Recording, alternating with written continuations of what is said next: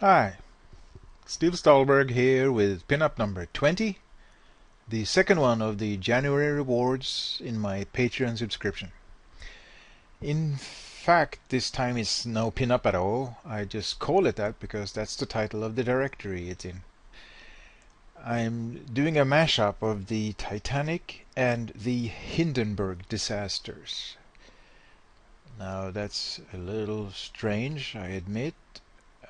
Completely psychedelic, in fact, but don't ask me where the idea came from. As usual, it just popped into my skull as an image, a single image, relatively finished, like a flash, without warning or without me even trying, just popped up there. So this happens a lot to me, especially when I try to sleep, but 999 times out of 1,000 or more, the images are worthless. They carry no meaning or no beauty. But sometimes they're okay. Sometimes I feel like I need to develop them further. So, and once I saw this one, I couldn't let it go. So this is the preliminary sketch here. It was really quick. It took just a few minutes to do, and then I saved it for later, and then I uh, started to I I decided to use it for the Patreon thing. And I also did some research in the meantime, and as you can see, there were a lot of images.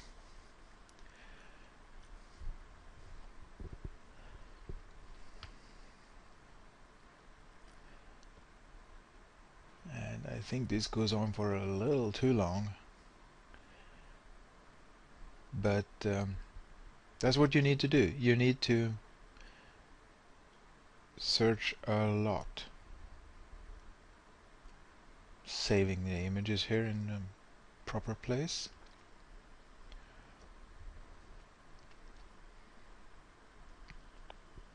The Titanic was... The fire of the Hindenburg was somewhat easier to find reference for. The fire didn't need to be that detailed either because it was further back in the image. And I mean, fire is fire. There's other fires you can find highly detailed if you want. The Titanic itself was harder to find the exact angle, the exact view of the propellers at the back. I did manage to find a very good image a little later, but during this first session here, I did not quite succeed with any really great references. So I'm going to skip ahead a little bit. It goes on for quite a while.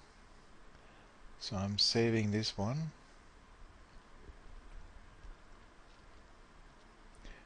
So I'm using a painting for reference, or one drawing and one painting for reference for the Titanic, and I've said in the past that that's not something that is that you should do. That's not ideal.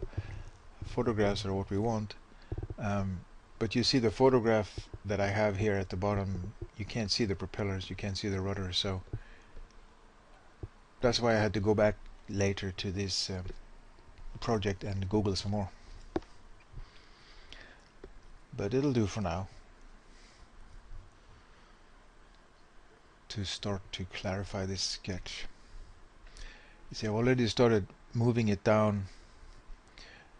I felt that too much of the ship was off the page, so I'll move it down some more later as well. And there's going to be a lot of construction and perspective lines and fixing angles and lines and stuff here.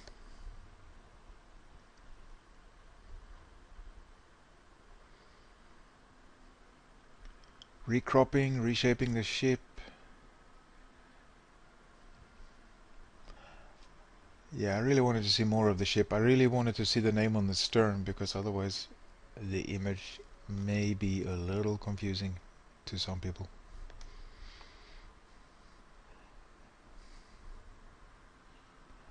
That's the drawing of the back there, which was quite high res, but not high res enough.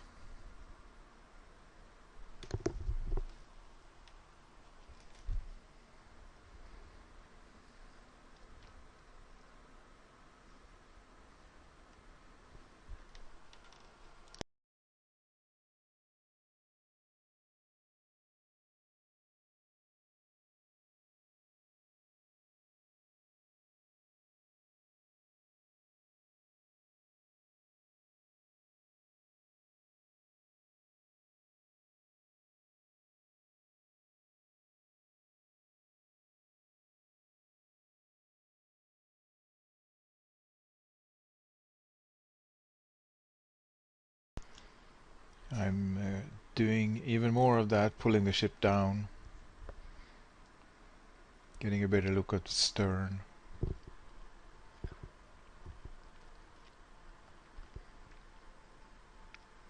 I'm toggling between before and after.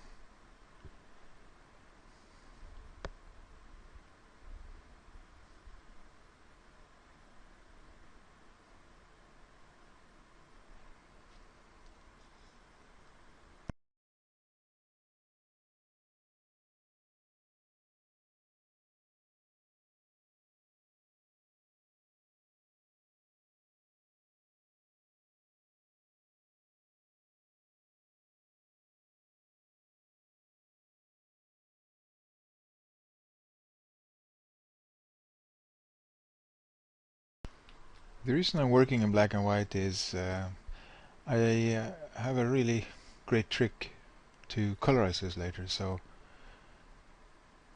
it's actually easier to work this way.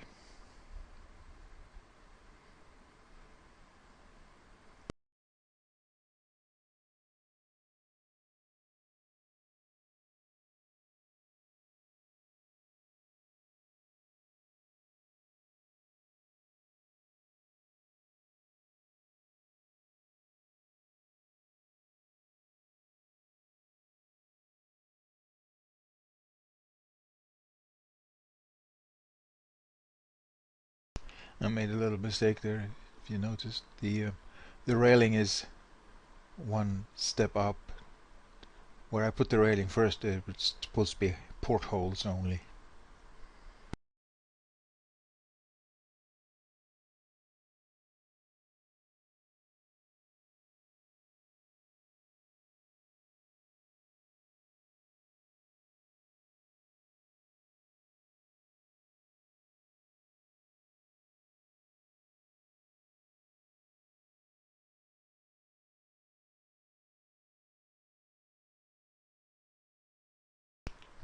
I'm just keep reshaping the ship into a shape that I'm looking at the reference off screen here. All the references are on the right hand side of the screen. I'm not recording the whole screen so you can't see them, but I keep looking at it and trying to imagine what the side profile view would look like. Also, I have that painting, which is what that guy did probably with that painting was he probably had a model that he had built that he was using for reference.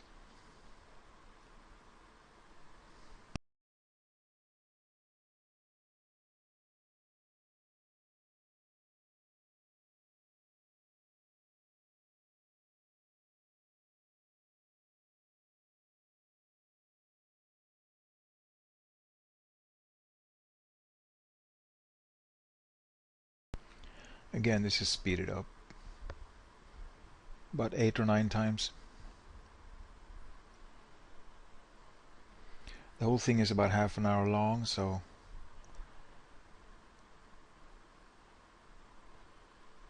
it took me maybe 5 or 6 hours to do this.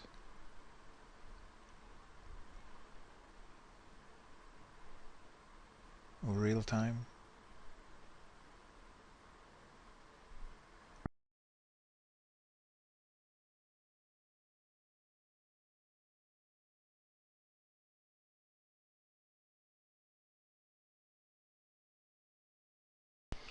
Making some more construction lines now.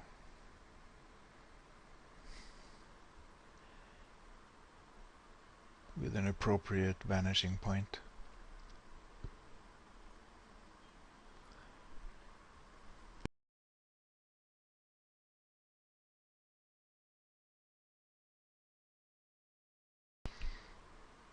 This is actually a 3-point perspective, but only one of the points I strictly followed. I constructed one of the points. I used one of the points actually on the screen as a construction guide. The other 2 points I just had to imagine because they were too far off the screen. And I know there are tools that can be used to help in that case, but Well, for me, it's not. I've used perspective a lot. I have a lot of experience with perspective, so I can. Even before I started with computer graphics, I had already studied perspective a lot. So I I just winged it. I just went by how it feels. And as you can see here, I'm using ellipse drawing tool. I have used right there on the stern from the Nezumi lazy mouse tool, which I've mentioned before, which is really cool. Actually, the stern isn't an ellipse in real life, and later you'll see me flattening it a little bit.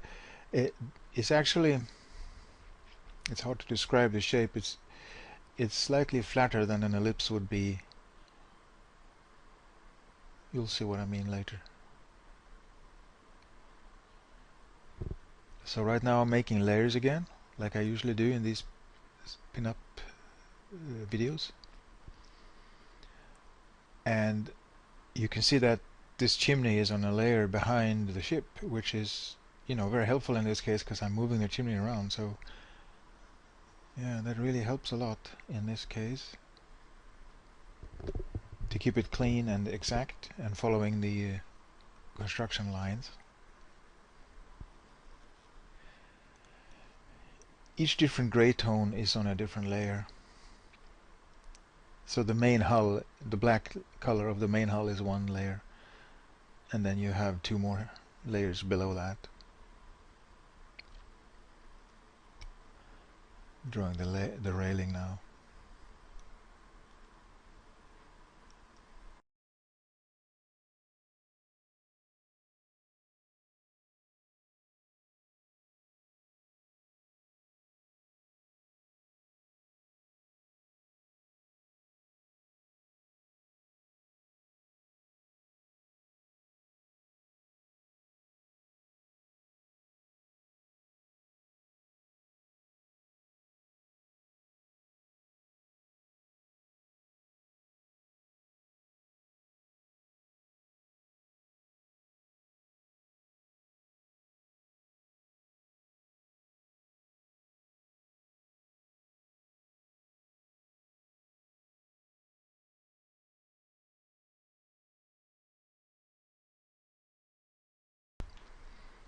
See, I'm making the propeller blades on a different layer than the hull, so I can more easily play around with them later and copy them.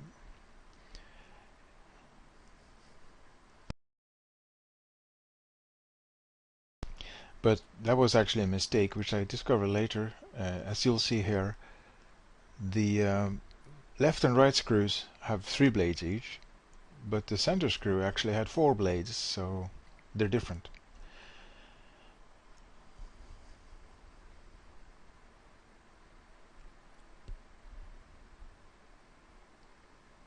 You'll see when I find the reference that I talked about earlier. I think it's coming up soon.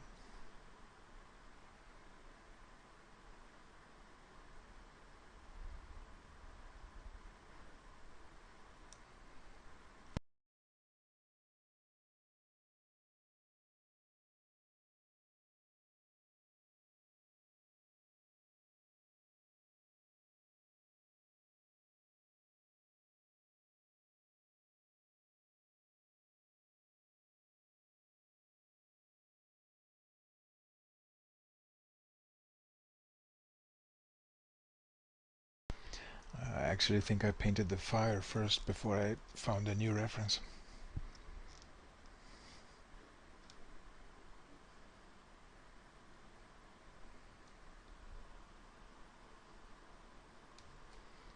Yeah, working in the background now.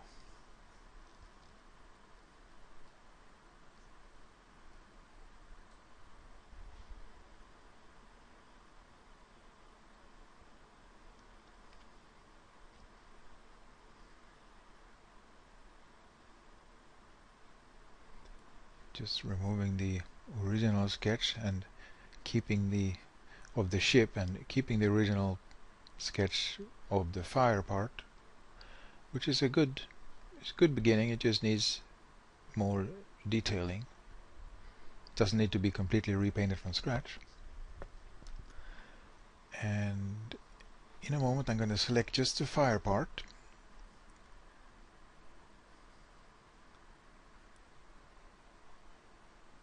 and use the gradient map tool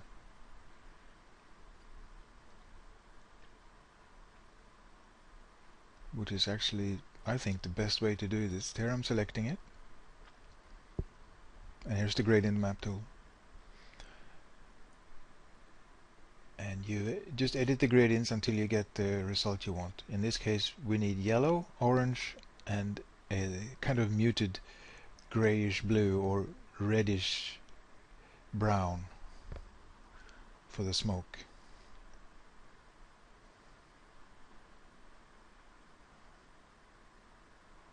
Just keep moving those around until you get what you want. That looks like fire. And then do the same thing. No, I did this a different way. I just used the hue saturation tool to do the rest of the image. And then some airbrushing, bleeding some of the colors, and then darkening the ship. I think I darkened it some more even later. And then I'm going to select on the original sketch. Let's see, with the magic wand tool, you see, like this.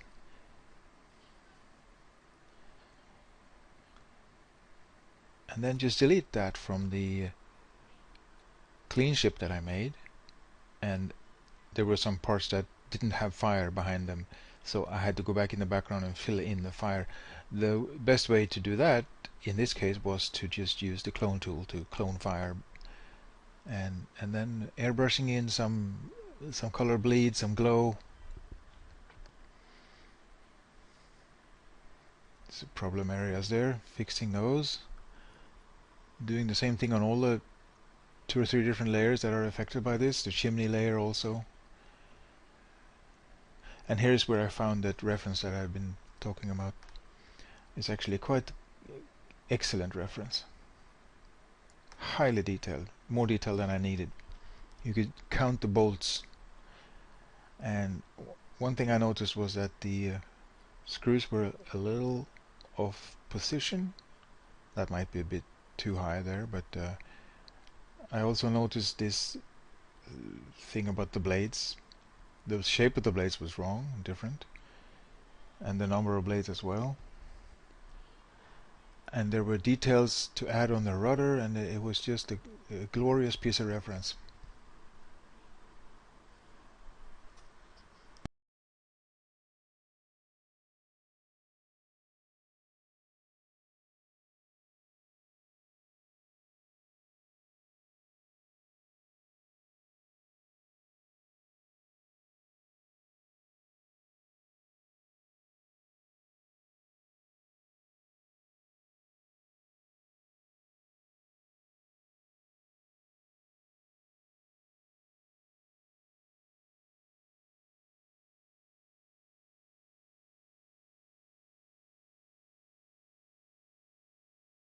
It enabled me to do a lot of detailed tweaks, like to get it just right.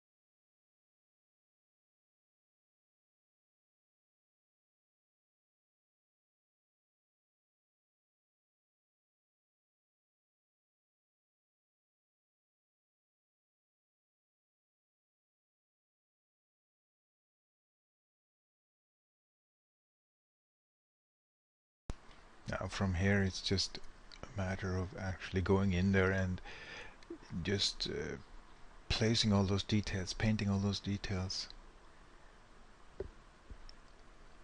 Railings, highlights, shadows, lifeboats, portholes, cables.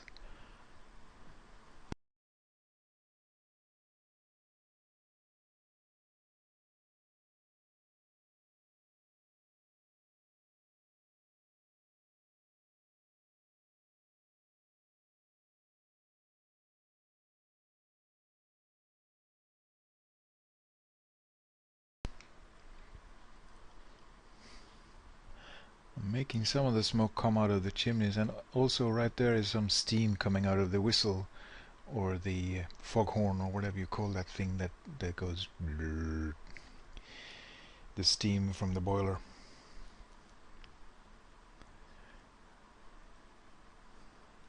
And the text on the back.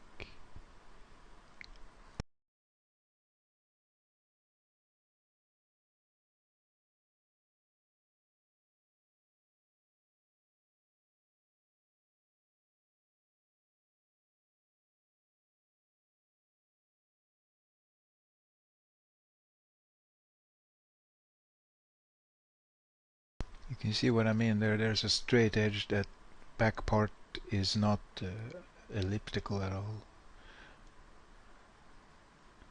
It's almost more like a rectangle with very rounded corners. I'm putting some portholes here. I'm just copying them, but each one you copy you have to rotate a little bit and you have to change the aspect ratio because of perspective. So they get fatter to the right and thinner to the left.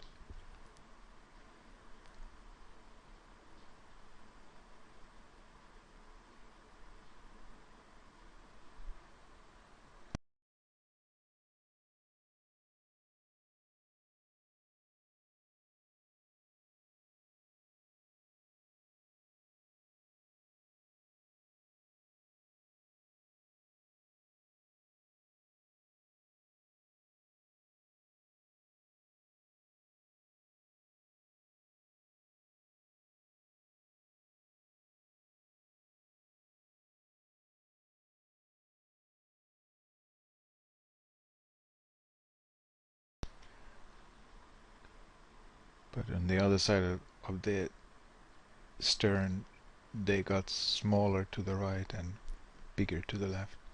Now here is windows, which Titanic had a lot of, and I am imagining that these have glass in them and they are merely mirroring, reflecting the fire. So in this case the fire is not inside pushing out, showing through. I was gonna have that originally, but I just didn't want to have to do 100 portholes, so I just skipped that idea. I think also the Hindenburg didn't have portholes, so it's I wanted the mashup to be fairly 50-50. I didn't want it to look too much like the Titanic and or too much like the Hindenburg, so I think as a matter of balance, skipping the portholes brought it closer to the midpoint, in my opinion.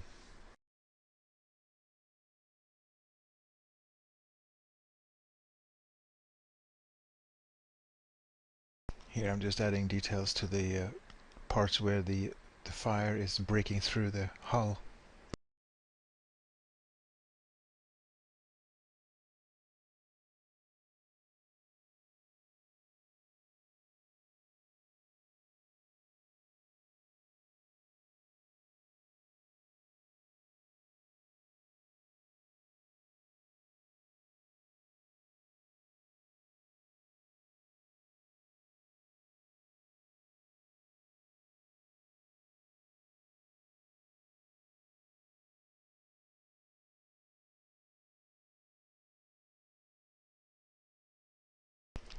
making a shadow there. That's from the reference. There's actually a shadow like that on the Hindenburg photo.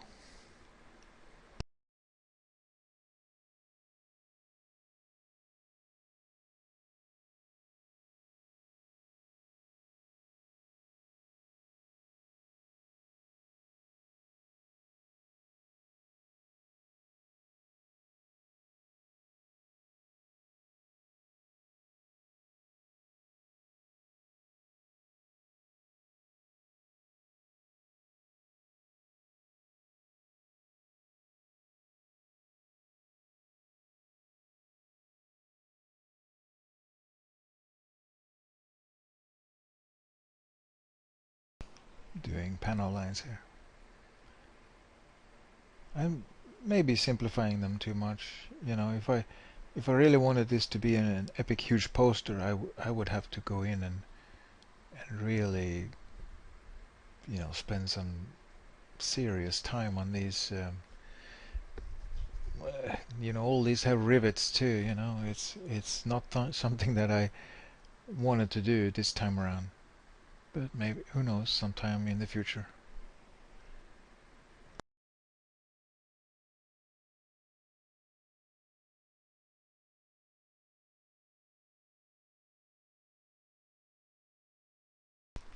And that's it. That's done. Thanks for watching. Bye.